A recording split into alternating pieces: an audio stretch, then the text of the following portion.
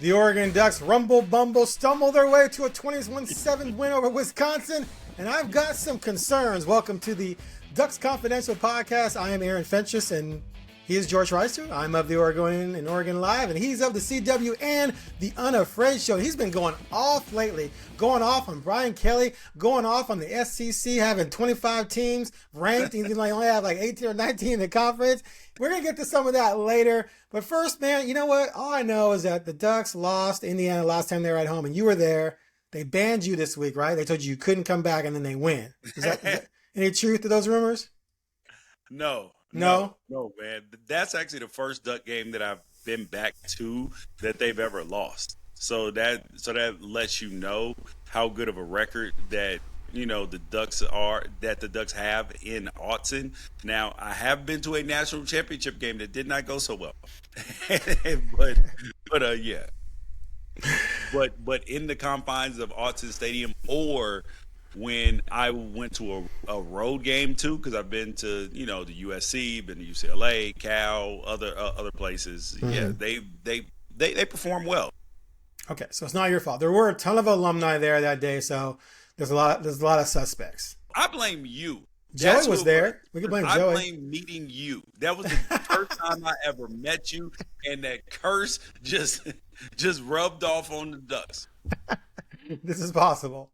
All right, let's cut straight to the chase here. The Ducks won 21-7 in a game both of us and most people thought was going to be a blowout. It was a 34-point spread. Now I know it was raining and the winds came. That was mostly second half. First half wasn't too bad at all. Offense simply did not look good until they started grinding. So let's go to my 3 words. These 3 words. I'll go first. My 3 words are ground and pound, baby. Look, I was a receiver back in the day. You know how all receivers are. We want to throw the ball 99% of the time, and if we run it, the 1%, it needs to be a reverse to one of us. That's how receivers think, right? That's how we all think. But yes, that's a fact. Being raised in the West Coast offense at Portland State and then doing some coaching myself, oh my God, the running game, when you can just line up and just run somebody over, yes. It's just a different type of domination, so right? And you like catching passes, but I know you also like blocking down that defensive end and letting the back run off your backside, right? No, actually, I didn't like that. Oh, you didn't like that? I was trying to give you some credit, but never mind. Okay. No, I'm joking. Is that you do feel a sense of pride because I was blocking for Fred Taylor when he went over 10,000 yards, which was really cool.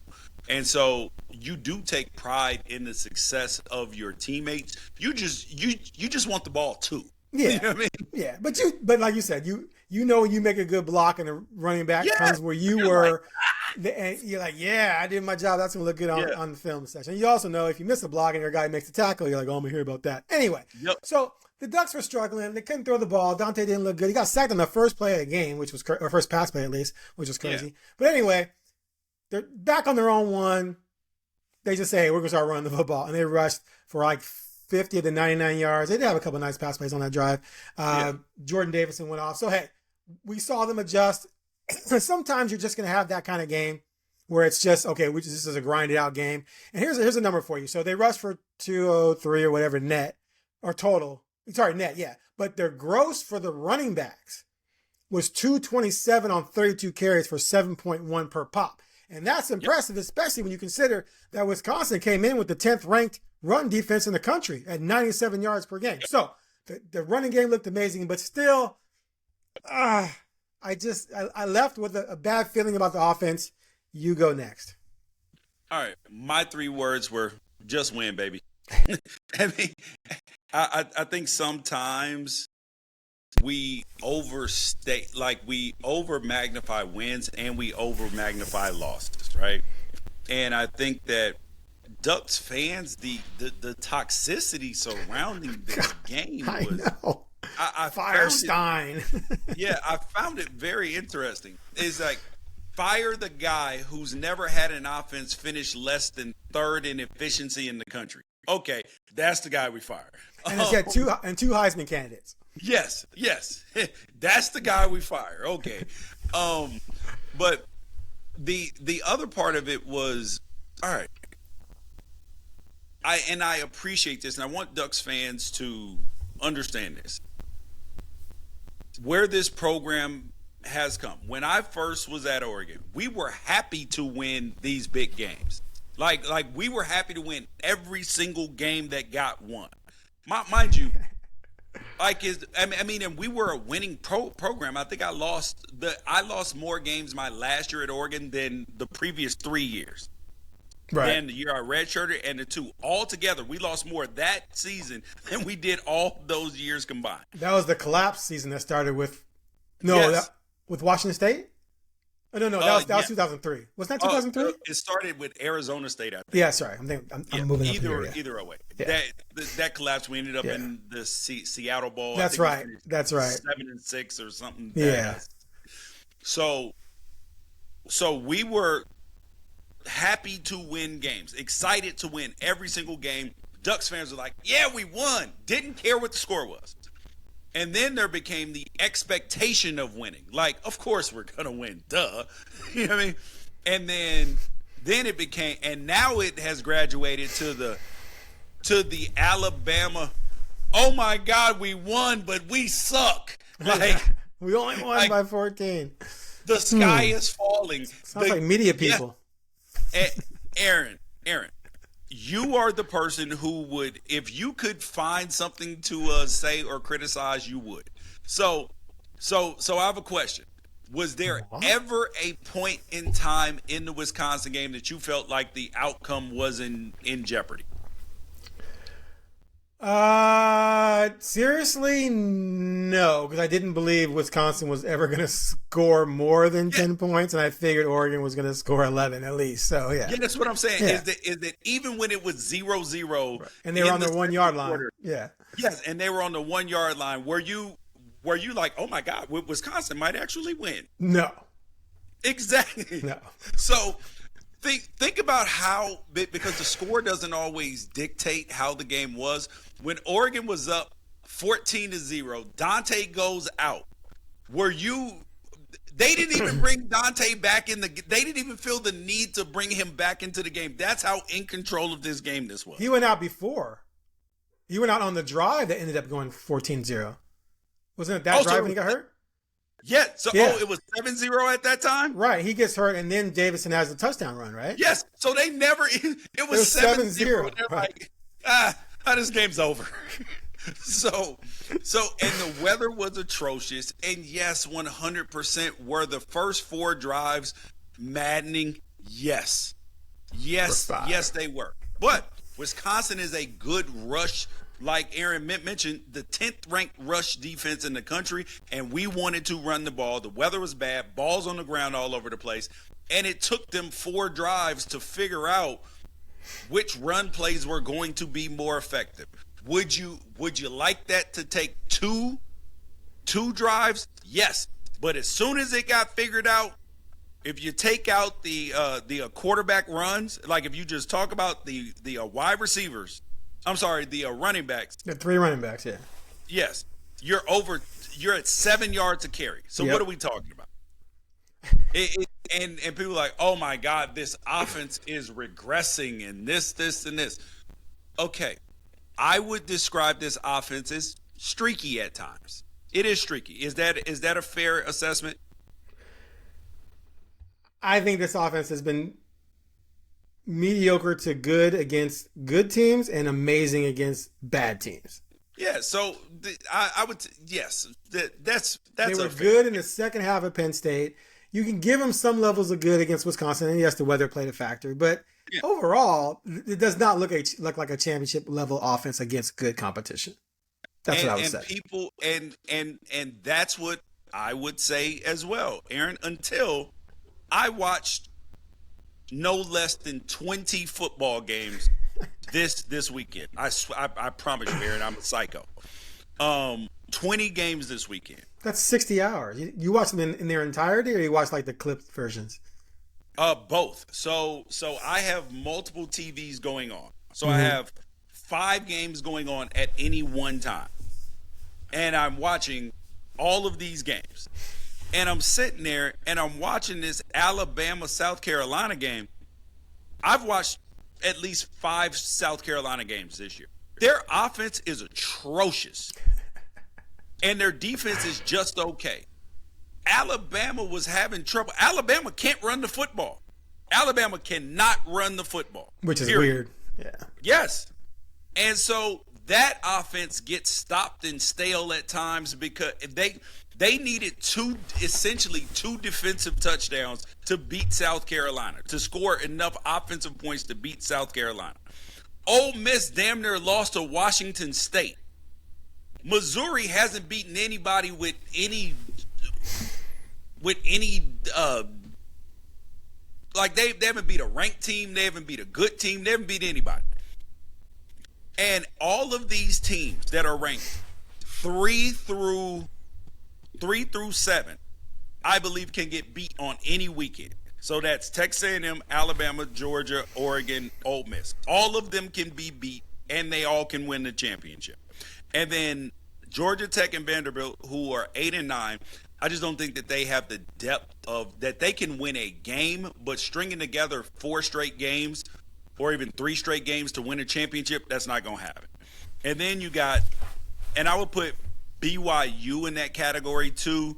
And then you got Miami, Notre Dame, and Texas Tech, who are 10, 12, and 13, who I believe are all in the same category as 3 through 7. Okay, but let's go back to Alabama. Alabama put up 38 on Wisconsin, won. And then they have wins over Georgia, Vanderbilt, Missouri, and Tennessee. So their resume, whether they struggle at South Carolina or not, their resume is light years ahead of where Oregon's is. And I'm not blaming Oregon. Oregon's not responsible for its schedule necessarily. I'm just saying that there's more proof in Alabama's pudding than there is in Oregon. Yeah, because I look at that Georgia win in particular, and I think Vanderbilt's a good football team. I don't think they're the 10th best team or 9th best team or 8th, whatever they are, 8th or 9th best team in the country. I don't think that, but I do believe that Georgia is a good football team. They're one of the 12 best teams in the country, so that is a really good win. But they've also shown that they're capable of losing to Florida State and struggling with South Carolina. So regardless of where you want to rank, if you want to rank Alabama in front of Oregon, I'm not going to sit here and argue about number 4 through number 7. But what I will say is that all of these teams except for Ohio State and Indiana so far look like that they are beatable, and I also believe that Indiana's beatable. Like all of these teams have shown that there are potential landmines that they can run over on a particular Saturday. And that's honestly the thing that I love about this season and what's going on in college football right now, because there is not a definitive team that you would be willing to bet your house on or most sane people would be willing to bet a paycheck on is going to win the national championship. Okay, I mean, closest would probably be Ohio State, but I hear what you're saying. All right, let's move on to the next thing, the good and the terrible. The defense was good, I guess. It was Wisconsin. I don't know how much. I mean, they gave up a touchdown. First touchdown Wisconsin had scored in 15 quarters. So I don't know. Do I ding them for that? That's kind of unfair. If they had driven down and gotten a touchdown, yes. If it wasn't a chuck and duck, yeah, things just happen. Where he was clearly covered, like that was like a. All right, man. That was a prayer. That was like you're gonna get lucky at some point. You can't even get mad at that. Right. That was a 42-yard reception, and that was half of their passing yards. Right. Now this pass defense is suffocating, and I am not afraid to use that term, because when you have seen good defenses around the country, no matter who they're playing, they hold them down. They have only allowed one 200-yard passer on the season, and that was Fernando Mendoza, who I think threw for 210 or 215. Aside from that, they've held 4 opponents under 100 yards, which is difficult to do even if you're playing good defense. But who are the opponents? It doesn't matter, Aaron. It does matter. Okay. This is what happened last year. They were dominating against bad quarterbacks, and they played good quarterbacks, and they gave up yards and touchdowns. Yeah, but they were not holding people under this amount of yards. Rutgers. I mean, do we need to go back to Caliac Manis, who threw for 297 per game? They only had 79. I get it. Yes, that's what I'm saying. Oregon State 297 per game, only had 68. Yes, yeah. That's the point, is that it's not that those teams are so great. It's just the fact that even in playing whoever it is that you want to judge them, they have suffocated every single pass offense that they have played, including in Indiana's, who was efficient but not. It wasn't explosive, and it wasn't like. And they also got a pick six. This pass defense is formidable. That's what I will say. Okay, well, I'm going to reserve judgment until after SC UW, but we'll find out soon enough. All right, the terrible for me, again, it's early in the game. There was some rain, but not a ton early on. The passing game did not look good at all. Clearly, Wisconsin was way better defensively than Rutgers. This comes back to what I said after Rutgers, that I gave Oregon's credit for 60% of what happened at Rutgers, because Rutgers was just god awful. Wisconsin actually came to play.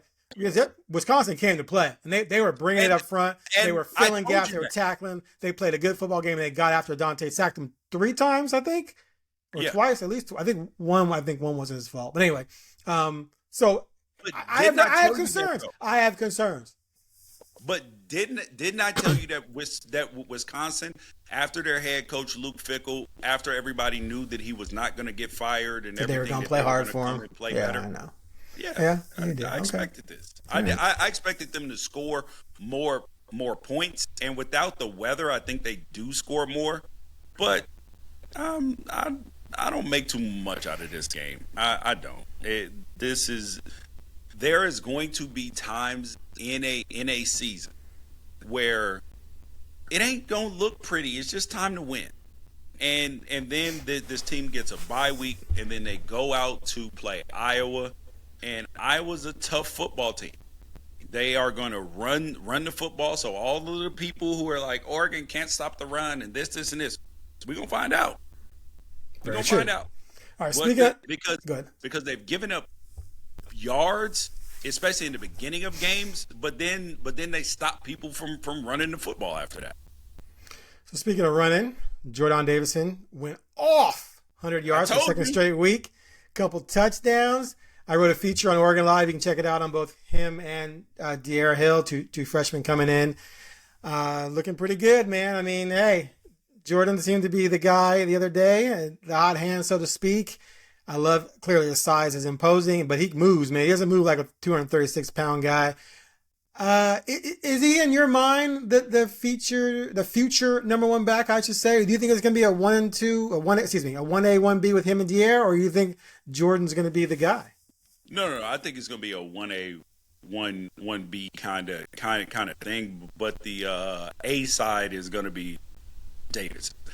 I told you that they were going to get to a point where somebody was going to start taking a lot more carries, that you weren't going to see as many, and we finally got a 16 carry game, because you got to kind of build them up and stuff like that, and then Noah still had 14 carries.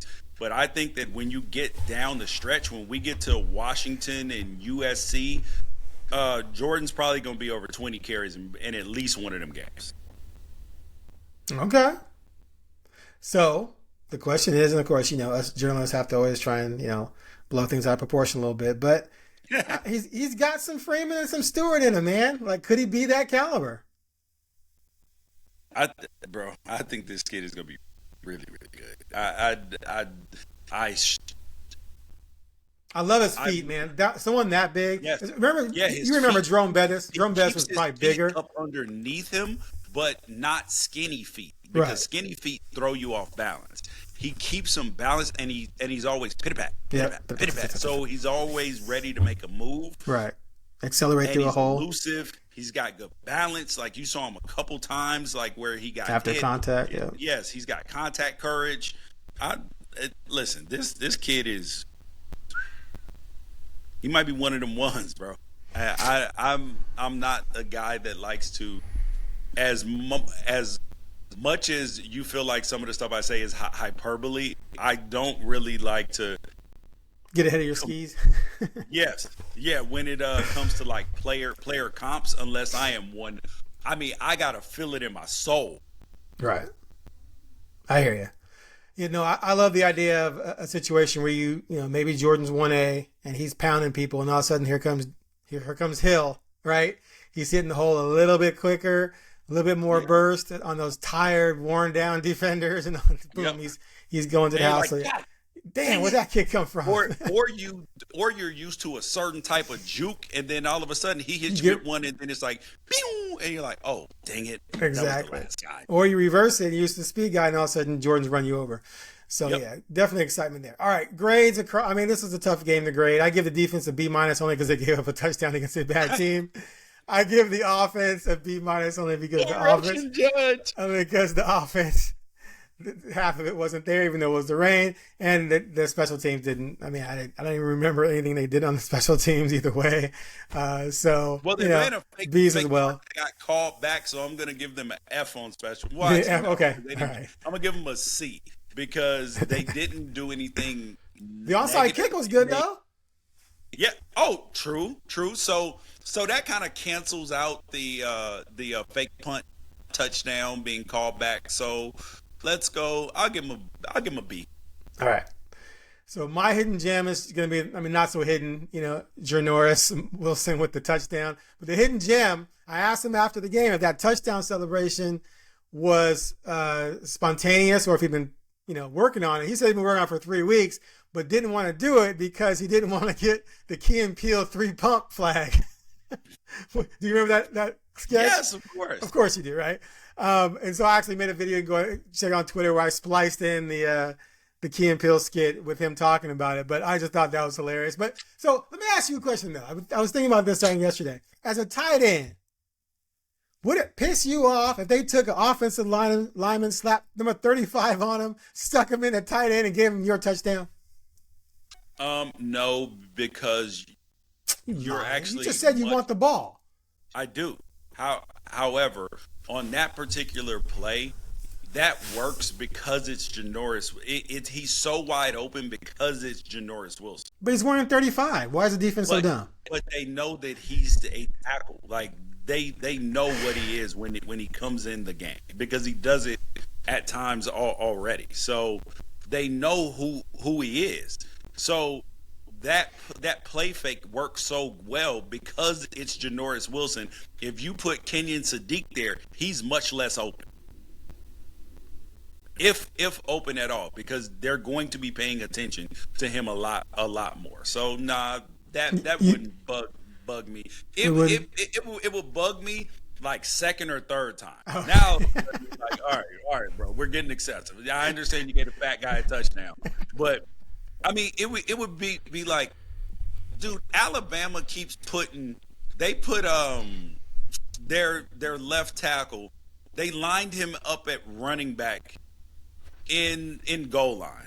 I'm like, come on, man. And then he's running, and then somebody just hits his ankle and he falls. I'm like, duh. He's 340 pounds, of course.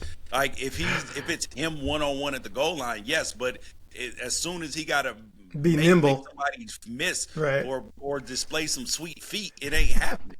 Sweet feet, Rudy Huxton, sweet feet, yeah, sweet that guy feet. Touchdowns are supposed to be anomalies. Like once you get into that as your, you know, like the refrigerator Perry pack, just throw that in the trash, bro. Stop. I still have nightmares as a Bears fan. Walter Payton helmet right here. Payton not getting a touchdown and Fridge getting one in the Super Bowl still pisses me off to this day. Anyway, all right, what's your hidden gem? Well, I mean, it was going to be Janoris Wilson. Oh, well, my bad. Okay, well, I stole it. When we talked about it pregame, you are the tribal thief. Yes. Oh, did you mention him as your hidden? Yes, we talked about this. You are the tribal thief right now. It's okay. That's my bad, bro. Anyway, okay, so let's get to where does Oregon stand? Fans will know who the tribal thief is. Who is that? he is the nemesis of the tribal chief. Do you know what the tribal chief is? No. Oh, Lord. I don't follow that fake nonsense. Roman Reigns. Okay, my bad. Wait, did you name your son after him? No, man. That's hilarious, though. I was going to say, man, you named your son after a professional fake wrestler. Anyway, all right. Where does Oregon stand nationally? Do they... I know what you think. You think there's a lot of parity and Oregon's fine. I feel like, man, Oregon's suspect right now, dude.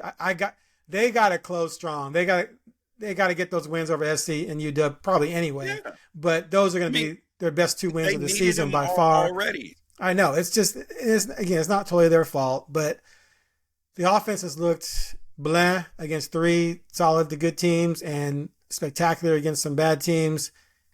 I just don't feel like they stack up nationally. I've said that before. I don't think they're going to have a chance to win a national title. But, hey, such is life. Now, this week, you got USC, Nebraska, big game, Oklahoma, Tennessee. Any other matchups you like? Ooh. This week, I am excited about – hold on. I wrote them down. USC, Nebraska. I am the Cincinnati, Utah game I'm intrigued by. And the Penn State, Ohio State game is of interest as well.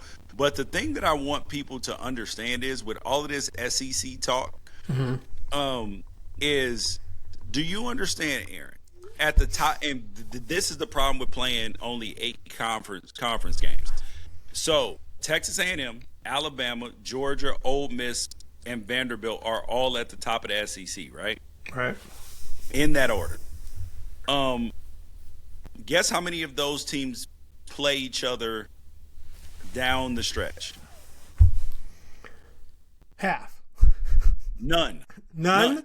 None. Whoa, so they can all coast and still be at the top. Yes. So Texas A&M did not have to play Alabama, Georgia. They didn't have to play Alabama, Georgia, Ole Miss, or Vanderbilt this season. Damn. Interesting. And at that, so that means Alabama only didn't have to play Texas A&M, Georgia. I'm sorry, they beat Georgia, so they didn't have to play Texas A&M, Ole Miss, or Vanderbilt this year. So all of these teams could finish out. Alabama and Texas A&M could finish 8-0, Georgia 7-1, Ole Miss 7-1, and Vanderbilt 7-1 in the conference. That can't happen in any other conference, right? Except for the ACC because they only play 8 conference games too. So it's going to be a little bit more so those teams are going to appear better because they're going to have less losses. Right. But a soft schedule. Then they're going to be like, see, look, Georgia doesn't lose. Alabama, because they don't play each other. What do you mean? It's one of the problems of having these ginormous conferences. I mean, 3 of the best teams, well, okay, so A&M, Texas, and Oklahoma were all in the Big 12. Yep. So you take the 3 best programs in the Big 12 and you throw them in the SEC, and of course you're going to be top heavy, but if you don't make them all play each other, then you're going to have this type of situation. Yeah. Which, dude, they got college 1, football, 2, college 3, football's a mess. 4, 5, 6, 7, 8, 9 teams ranked. Stop it. And the lowest one is Texas at 20. Yeah, they have 9 of the top 20 teams. So obviously you don't think that's fair, dude. Missouri has beat Central Arkansas, Kansas, Louisville, South Carolina, UMass, and Auburn this year. And they lost to Alabama and lost to Vanderbilt. So I guess those 2 close losses are carrying a lot of, and they haven't even dominated all the rest of their games. And if they were an ACC team, mind you, they're down 2 quarterbacks. Missouri's down 2 quarterbacks. You saw what they did to Florida State, who was 13-0 when they were down a quarterback. They were like, we're not even putting them in the playoff. It's ridiculous, bro. Very true. All right, real quick before we get to our early prediction. We'll preview the game more next week, but the Brian Kelly firing LSU.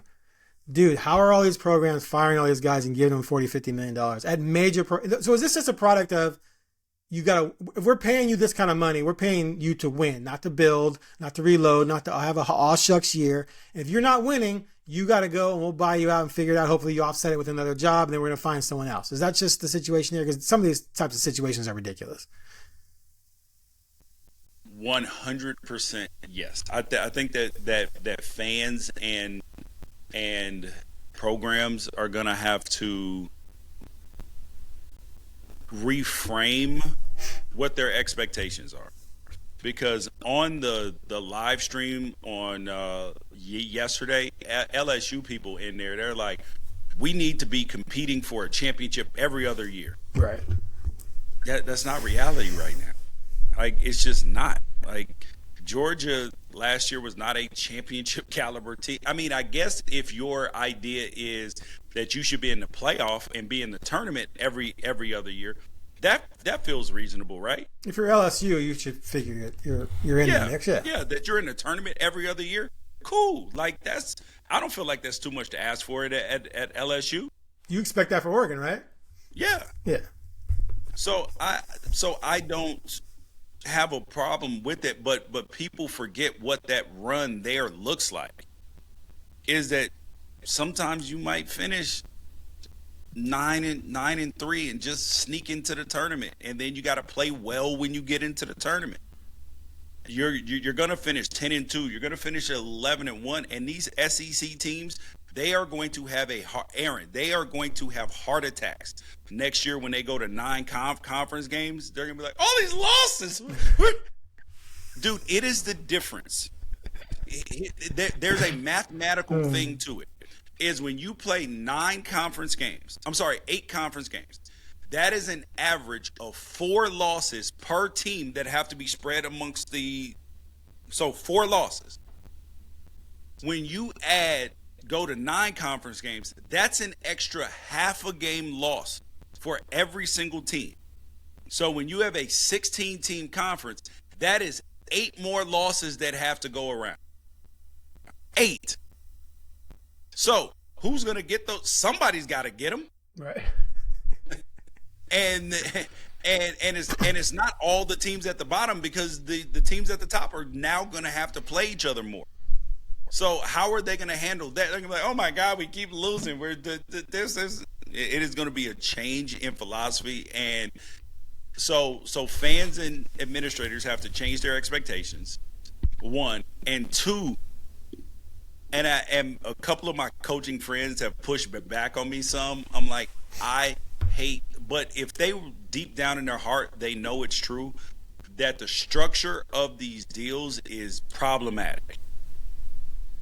Is, Aaron, I'm going to hire you. And let's say because I believe in that you should be paid what the market will bear and all of these things. So, Aaron, I'm going to pay you $10.1 million to coach LSU, okay? Okay, done. But yes, exactly, done. But if you lose and you don't live up to expectations and I fire you, I'm going to give you $53 million to walk out the door. So, but if you walk out the door and you take another job, you only owe me $2 million. But the program that takes me will owe some money, right? If there's a buyout. No. His buyout was the maximum that his buyout, if he left, ever was $2 million. Oh, okay. Yeah, that doesn't make any sense. Exactly. They need to lower the percentage to where they're like, we still owe you 90% of this deal. No, we will give you 50% on the dollar of whatever's left. That's where it needs to move to. Like, I'm not saying that coaches should not be paid handsomely because they bring so much money in and all of this stuff, but these buyouts are not sustainable. And then they'll sit up here and tell you, oh, well, you know what, Aaron? The players getting paid, that's the problem. That's why there's no money. Come on, bro. Okay, but if one program says we're not going to give you 10 years guaranteed money so therefore there's a huge buyout, then someone else, if they really want that coach, if they're that hot stuff, someone else is going to give it to them. I mean, Lanning didn't even go anywhere or get a job offer, and he got a raise. Okay. Kiffin's going to get a big raise or leave, right? Programs are throwing money around just to keep people. Chicago Bears, when they gave Jay Cutler that $120 million extension. Was it that much? They were like, who else are we going to get? Like, if you know that you shouldn't pay that this going rate is too much. If you need a car, Aaron, and the car that you want, like you find the car and you're driving the car and you buy the car, right? And then, but every couple years, somebody comes along and is like, I think I want to buy this car. And there's an amount that you will go to pay more to keep your favorite car. But then there comes an amount where you're like, nah, that's too, hey man, if you want to go over there, like I made it comfortable and cushy for you over here. Because one of the things that people miss all the time, Aaron, is that coaches no longer in this era leave jobs just for money. Like right. the idea that you're going to leave, like I've seen people on LSU's board, oh, well, let's offer Dan Lanning $15 million. He's making 10, it's going up to 11 and all of this other stuff. Like, how are you going to, like, I'm going to leave where I'm at, comfortable, resourced and everything because somebody offered me $15 million and I'm making like 11. I'm going to pick, the numbers become minimal at that point. Mm-hmm. Like you're not just a 35% raise, bro. Yes, but what you lose is very, very valuable. So I'm just saying that coaches aren't just going to say, all right, they're offering me $15 million. And if you are a program, just because, like, you can't give your coach a raise just because somebody wants to steal it. Because you can give him the money. If he really wants to leave, he's going to leave. Washington was trying to pay Kalen DeBoer $10 million. He wouldn't sign the contract. Why? Because he wanted to leave. Like, coaches will leave if they want to leave. You do not have to give a coach who has not earned it a raise. And if he wants to bounce, he was going to leave anyway. Fair. It's all a circus, but not my money, not my problem. All right. Iowa, threat level. For me, man, You forgot one topic. What? That has Duck fans hot. The backup quarterback situation. Oh, you're right. Okay, give me your take. So Brock Thomas is we asked this question. What was going to happen if Dante Moore got hurt? Who would come in the game? And the game was in doubt. And the game was in, yes. The game was 7-0. We decided earlier, though, it wasn't really in doubt, but go ahead. Yeah, but there's a difference in it. Yeah. Yes. Yeah, at 7-0? Right. Yes. They weren't going to lose, but they could lose. Yeah. Okay. Yeah. And it was Brock Thomas. And you have people who are upset. They're like, well, the issue is scouting, because if you have a 4-star who's playing over, if you have a walk-on who's playing over 2 4-stars who've been in the program for a second, then that's a problem. Actually, no, it's not. Number one, it would be different if people thought that Austin Novasad was bad. Have you, Aaron, since you've been covering the program, has anybody ever told you, or you have heard, Austin Novasad ain't really that good? No, as a matter of fact, everything I've heard is that he's pretty damn good, but Dante's just a little bit better. Which makes you wonder, though, why this happened, unless it's some shenanigans. No, so Brock beat him out. You can't pull shenanigans because your team will crack if you pull shenanigans.